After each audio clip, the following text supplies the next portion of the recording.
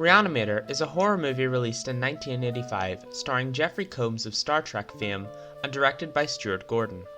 This quirky, queer and quaint little horror cult classic from the 80s just so happens to be my favourite horror movie of all time, and so for the month of October I decided to make a video essay in which I can talk about it. As luck would have it, Re-Animator is based on a H.P. Lovecraft short story by the name of Herbert West, Re-Animator, with an expansive list of many adaptations of it.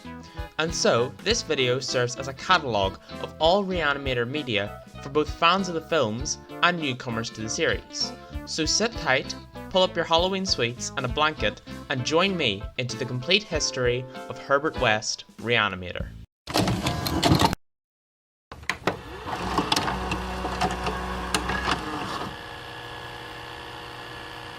Herbert West Re-Animator is a short story with a collection of 6 chapters, written by prolific horror and sci-fi writer H.P. Lovecraft.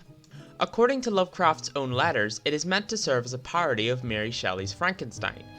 It was written between October 1921 and June 1922, however was first serialized in February of the same year. This means that the character of Herbert West is 101 years old this year. Meaning yes, the character of Herbert West in the original story is in fact in the public domain. Do with that information what you will. Interesting facts about the tale include that it is the first written appearance of Lovecraft's Miskatonic University. As well as this, the story is also considered one of the first adaptations of zombies, as scientifically reanimated corpses with animalistic, brutal and savage qualities. This story was originally published in amateur magazine Homebrew Volume 1, ran by a good friend of Lovecraft's, George Julian Houghton. The first chapter, From the Dark, begins with the narrator, who is unnamed, recounting his experiences with Herbert West when they were both medical students at Miskatonic University. The narrator tells of West's reputation for his outlandish theories about death and the possibility of resurrection by artificial means. The narrator tells us that Herbert had experimented on numerous small animals, from guinea pigs to monkeys, and now he required human test subjects. This plot was ultimately shut down through the university dean Alan Halsey. The narrator then talks of how he and West paid men to rob graves for them, but none of these tests were successful, due to the corpses being embalmed. After the narrator and West rob a grave themselves, that of a lowly construction worker, that an experiment goes right. They hear an inhuman scream coming from the barn that they work in, as Herbert accidentally trips on a lantern, causing the whole barn to be set ablaze. The next day, newspapers report the grave having displayed claw marks from some sort of beast. Chapter 2, The Plague Demon, opens with West being declined access to cadavers and the dissection lab via Alan Halsey, sometime after the fire. However, West seems to gain a lucky break when the typhoid epidemic breaks out within the town of Arkham, and both the narrator and West are called upon to tend to the sick. Eventually, Halsey himself falls ill under the disease and dies. Herbert springs at the opportunity for some poetic irony and steals Halsey's body to reanimate it. This does in fact work, although Halsey is significantly less intelligent and more violent than before. After knocking both West and the narrator unconscious, Halsey goes on a killing spree, beating 12 people to death before being apprehended by the police, where he is committed to a mental institution. Chapter 3, 6 Shots by Moonlight, sees the narrator and West, now licensed doctors, moving to the New England town of Bolton, which is actually a real town. They continue experimenting, but with no luck. That is until they claim the body of a boxer who was killed in an illegal back alley fight. The pair inject West's serum into the body, but when nothing happens, they bury it in a meadow. Days later, there are reports of a missing girl. The girl's mother dies of hysteric fit and a weak heart, and the father nearly attacks West for not being able to save her. That night, West and the narrator are awakened by a loud banging on their door. When they open it, they see the hunched corpse of the boxer, with the little girl's arm in his mouth. Herbert immediately kills him by emptying a revolver round into him, giving you the 6 shots by midnight. Chapter 4, The Scream of the Dead, has the narrator return to Bolton after a visit back home in Arkham sometime after the boxer incident. When he returns to Bolton, however, he finds a corpse in him and Herbert's house. West explains to him that he has developed a special embalming fluid that can preserve a body the moment it is injected. completely stopping decomposition from ever happening. And seeing as the man died of a heart attack when getting a routine inspection from West, he was able to inject it immediately after he had died. When West and the narrator reanimate the body, it begins thrashing violently and screaming at the sight of West. And as he lets out a blood-curdling scream, he reveals his murderer is none other than Herbert West. Chapter 5, The Horror from the Shadows, takes place 5 years after the previous chapter, and sees the narrator and West involved in the First World War, not for the good of their nation, but to produce more bodies for their experiments. West has moved past the idea of simply reanimating bodies, and is now at work isolating parts of the human body and reanimating them, in order to prove his thesis that the human body is a machine of sorts, with each part being able to work in isolation of each other. While serving, West became good friends with his commanding officer and fellow medic, Major Sir Eric Moreland Clapham Lee. Try say that name fucking 5 times fast. Shortly after, Clapham Lee is killed when his plane is shot down. West attempts to reanimate his body, but due to the fact that he was decapitated during the crash, his head is placed in a jar. The body begins thrashing wildly, and the head sporadically shouts across the room. The building is then shelled, and the narrator believes Clapham Lee to be dead, while West has his fears of the headless medic coming back for revenge. Chapter 6, The Tomb Legions, takes place a year after the war has ended, and Herbert, with the narrator, has moved to a house connected to a system of catacombs. While reading the newspaper, West discovers a collection of strange events involving a riot at a mental hospital. A wax-headed man, who we can presume to be Clapham Lee, demands the release of the cannibal killer Halsey. When he was refused, his group of disturbing-looking followers took Halsey by force. West then spends the rest of the night in a near catatonic state, until someone knocks on the door. When the narrator opens it, he is greeted with a group of men, one of which presents him with a large box, which the narrator gives to West. West insists on the incineration of the box as opposed to opening it. When they do burn the box, an army of zombies tear through West's house via the catacombs. The zombies seem to ignore the narrator and go straight for West. West realizes his imminent demise and allows the zombies to disembowel him. The body of Clapham Lee finally decapitates West and leads his army of the dead off into the night. Following this incident, the narrator reveals little to the police, and what he does reveal is dismissed due to the supernatural evidence, such as the catacomb wall, remaining intact. The narrator is left forever disturbed and considered mad for his forbidden knowledge of raising the dead and such. Reaction to the work was reportedly poor, as even Lovecraft himself was unhappy with it, only continuing it due to the fact that he was paid $5 for each chapter, which is about $85.39 in today's currency. Meaning in today's money, the whole story costs just over $500. Lovecraft disliked the fact that each chapter of the story had to end on a cliffhanger, and the beginning had to be a recap of the last chapter. The book Science Fiction in the early years called the story wretched work, while Lovecraft scholar S.T. Joshi claimed that it is universally acknowledged as Lovecraft's poorest work. However, I believe that what it lacks in subtlety and nuance, it makes up for in a blatant love for the gothic horror genre, excellent character writing and suspense building, and is a clear loving parody of Mary Shelley's Frankenstein. There have been many adaptations of this classic story over the years, from comics to periodicals, from films to video games, from literature to music, and even anime, all of which we will be getting to within this video. However, I believe I would be simply remiss if I didn't mention probably the most famous adaptation of the story, the film trilogy starring Jeffrey Combs as the titular mad scientist.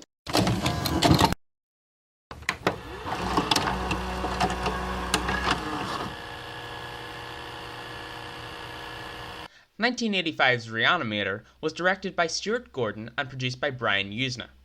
Gordon is known for his work in theatre and his work on many horror B-movies, such as other Lovecraft-based films like The Pit and the Pendulum. Gordon is probably most known for his work as writer on the 1989 cult classic Honey, I Shrunk the Kids. Usna is also quite prolific in the realm of horror and sci-fi. While he too wrote Honey, I Shrunk the Kids with Gordon, he is probably most well known for his work directing the 1996 cult classic Society, known for its Cronenberg-esque body horror and striking political commentary of the time. Re-Animator was originally devised by Gordon as a stage play, and then later a half-hour television pilot. Yuzna then informed Gordon on the potential of horror movies, which convinced him to write the feature-length script. The film was originally released unrated, and was later edited to give an R rating. The film follows loosely with the plots of a few of the original Re-Animator stories. As the trilogy of films would go on, the links to the stories would eventually fade. The first film relates to the first, second, fifth, and sixth stories. The film stars prolific Star Trek actor Jeffrey Combs as the titular mad scientist, and Bruce Abbott as the unnamed narrator surrogate Dan Kane. Abbott is not known for much else outside these films. As well as these two, Barbara Crampton plays the love interest to Dan Kane, Megan Halsey. Crampton too is a prolific horror actor, known for her roles in Shopping Mall 1986, Castle Freak 1995, and You're Next 2011. The movie differs in certain aspects from the stories, the greatest change being the inclusion of Dan Kane as the surrogate narrator and the inclusion of Megan Halsey, who was not in the original story, as a love interest. As well as this, the character of Carl Hill is not in the original story and seems to be the replacement for Major Clapham Lee. Hill is played by David Gale. Other than these changes, it is a fairly faithful adaptation of the stories, granted with its own creative liberties. Since its release, the movie has found a small but dedicated fanbase due to the freshness as a horror comedy and the creative use of practical effects. As well as this, the film has garnered a following from the LGBTQ+ community due to the queer chemistry between the protagonists in the movie. The movie also has a popular headcanon of Herbert West being a transgender man, due to a deleted scene in which he is seen helped by Dan Kane to inject himself with his reagent, which many interpret to be a homebrewed testosterone hormone, as injection is a popular method of self-medication by trans men. For more information on the queer implications of the film, I recommend the video essay Queering the Slasher, Re-Animator by Video Nasty, which will be linked in the description. The second film in the trilogy is titled The Bride of Re-Animator, in reference to The Bride of Frankenstein. It was released 5 years later in 1990. This time Yuzna took over from Gordon as the director, with the film being written by Yuzna, Ricky Fry and Woody Keefe, a co-writer of Society 1989. Whereas the first film was roughly based within story 2 of the original stories, Bride seems to lift ideas from the 5th and 6th stories, rather than following one strictly for the plot. It lifts ideas such as Kane and West serving in a war. In the stories, this was the First World War, however in the movie it's the Vietnam War, due to it being a more socially relevant war to an 80s audience. Hey, editing Nessa here. Actually, it is a Peruvian civil war, not the Vietnam War. Sorry, I got that wrong. It also lifts the idea of the house with the catacombs in Bolton from the 6th story as well. Along with this, we have West's body-machine hypothesis from story 5, the heart attack-inducing chemical from the 4th story, the box from the headless man in the 6th story, and the supposed death of West at the hands of his creations in the 6th story as well. The plot of the movie is based on the idea that the body is a machine, that its parts can be taken apart and used separately. West's overall goal of the movie is to create a whole person from mismatched body parts, and after finding the heart of Megan Halsey, convinces Dan Kane to help him. All the while, Lieutenant Leslie Chapham, a reference to the army officer in the original story, is hunting them down as they are the only survivors of the Miskatonic Massacre from movie 1. Joining the cast this time is Fabiana Udeno as Francesca Daniela, who is best known for her role as A Lot of Vagina from Austin Powers' International Man of Mystery, as well as Kathleen Kinmont as the bride, most known for her role as Kelly Meeker in Halloween 4. Combs originally wasn't going to return to the movie due to scheduling issues with the film The Pit and the Pendulum. However, as productions pushed back, he was able to come to the movie. Although the sequel keeps the same black comedy as the original and the same practical effects for the most part, the story is where the film falls apart for most. The many colliding characters and plot lines is often a complaint. I think the film still holds up and is worth a watch if you're a Re-Animator or horror comedy fan. The third and final movie in the trilogy, Beyond Re-Animator, was released in 2003 and directed by Yuzna yet again. This film completely distanced itself from Lovecraft's story and the two other films, the only returning actor or set member being Mr. Combs. The film was primarily a Spanish-made film, with nearly all the crew originating from Spain. It's the only movie in the trilogy that premiered on television without a major theatrical release. The film takes place entirely within a prison, where West has been serving out his prison sentence for the past 13 years, due to a murder one of his zombies committed. This may be in reference to the third Lovecraft story, in which one of West's zombies commits a murder and is shot to death for it. Years after the murder, the brother of the girl killed comes to West's prison to reunite him with the syringe of reagent West dropped when he was being arrested. West takes this opportunity to get back to his old tricks and starts reanimating, the culmination of this being a prison riot in which the brother, Howard, kills his love interest, West steals Howard's credentials, and he is now a free man. New additions to the cast include Jason Barry, known for his role as Tommy Ryan in Titanic, Elsa Pataki, not to be confused with Helga, most known for her role as Elena Neves in the Fast and Furious franchise, and Enrique Arce, known for his role in Terminator Dark Fate. Reactions to the movie were middling at best, with Andrew Migliore and John Strysick calling the film a shadow of the gonzo wit of the original and not nearly as entertaining. The writing was on the wall for the Re-Animator trilogy by the third movie. However, this did not stop plans for a few Re-Animator sequels being created.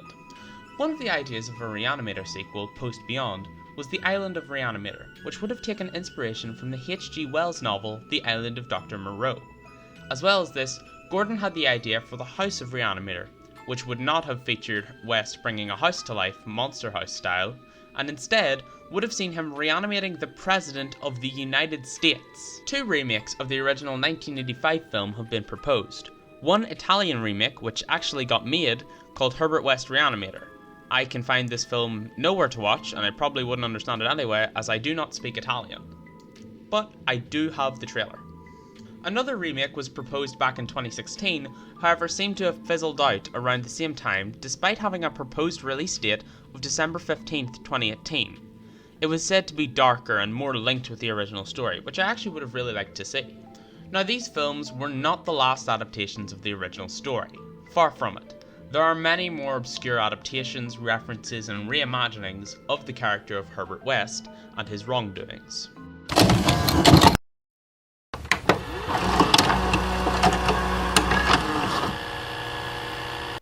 Outside the films, the most prolific adaptations of the stories are the comics. Between 1991 and 1992, Adventure Comics published 2 runs of Re-Animator comics, a 3-issue adaptation of the 1985 movie, and a 4-issue prequel to the film titled Dawn of the Re-Animator. In 2017, these comics were reprinted and put in physical releases of the trilogy. As well as this, West was featured in issue 15 of comic series Hack Slash Slash, and is chronologically set after Beyond Re-Animator, making it the last appearance of West in the film timeline. In 2005, Dynamite Entertainment released the comic Army of Darkness vs. Re-Animator, a crossover with the highly successful Evil Dead comics and the Re-Animator franchise. Herbert West in this adaptation is not based off the story nor the films, but is an immortal supervillain that battles Ash Williams. In the Batman Elseworlds story, The Doom That Came to Gotham, Herbert West is the doctor that Mayor Dent goes to see, and in the animated movie of this comic, Jeffrey Combs actually plays Man-Bat. Finally, West is the main character in the comic Chronicles of Dr. Herbert West, which differs wildly from both the stories and the movie. Now, comics are not the only medium that the story has been adapted into. Video games are also a popular avenue for Re-Animator adaptations and references. The 2012 video game Call of Cthulhu: The Wasted Land has parts of the original story for the narrative of the game. The Flash game De-Animator is inspired by the story, naturally. In the World War II era tactical RPG Operation Darkness, which was exclusive to Japan, the character Dr. East is a clear homage to the mad scientist. In the game Obscure 2, a keycard has the name Herbert West on it. In the Endless Runner game Zombie Tsunami, the player can pick up an item called Herbert West's Finest Reanimation Serum. And finally, in the game Sherlock Holmes: The Devil's Daughter, a pamphlet says to contact Herbert West for any future information. Unsurprisingly, considering the original medium of the character and story, there are many adaptations within the literature and audiobook sphere, such as an audiobook narrated by Jeffrey Combs, who I do not need to explain who he is at this point. The audiobook is an audiobook of the original Lovecraft stories and was published in 1990, the same year as Bride of Re-Animator. The novelist Audrey Driscoll has created 3 books with an adaptation of West: The Friendship of Portals, Islands of the Gulf, and Hunting the Phoenix. These adaptations, like the movie, are more focused on the relationship between West and the narrator rather than the experiments of death duping. The narrator, who this time is not Dan, weakest spine in all fiction, Kane, but a Miskatonic U librarian called Charles Milburn.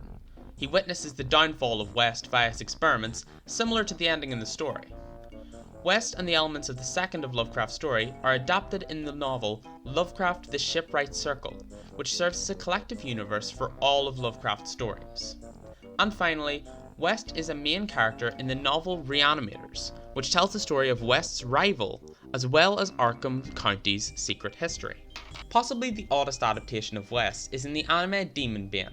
This anime reimagines many Lovecraftian locations, stories and characters, one of which of course being Dr. Herbert West, who has been reimagined as a neon green haired, guitar playing bad boy mad scientist. I'm not even joking, this is a real thing, you can look it up. Now as I'm closing this script, I have withheld one certain adaptation from you all. An adaptation so niche and obscure that I think this might be the only video essay mention of it on the entirety of YouTube. An adaptation in a medium that is so near and dear to my heart that I was shocked to find this adaptation seemed so tailor-made for me specifically. Ladies and gentlemen, and those in between, may I introduce to you Re-Animator the Musical. This might be my new favourite thing ever. However, the story is not all sunshine and rainbows, as far as my research has taken me, there is no full-length recordings of the play with the original cast. There are, however, a series of unlisted videos and scenes, and 5 songs recorded from the cast that are in a playlist, the link of which will be provided in the description. The songs that have been recovered from the composer's website are Does This House Have a Basement?, 6 to 12 Minutes, Cat Dead, I Give Life, and If You're Ever Lonely. The rest of the songs are lost media, as they have no longer been on the composer's website. Maybe someone will find them someday, but I really doubt it. It's really hard to find.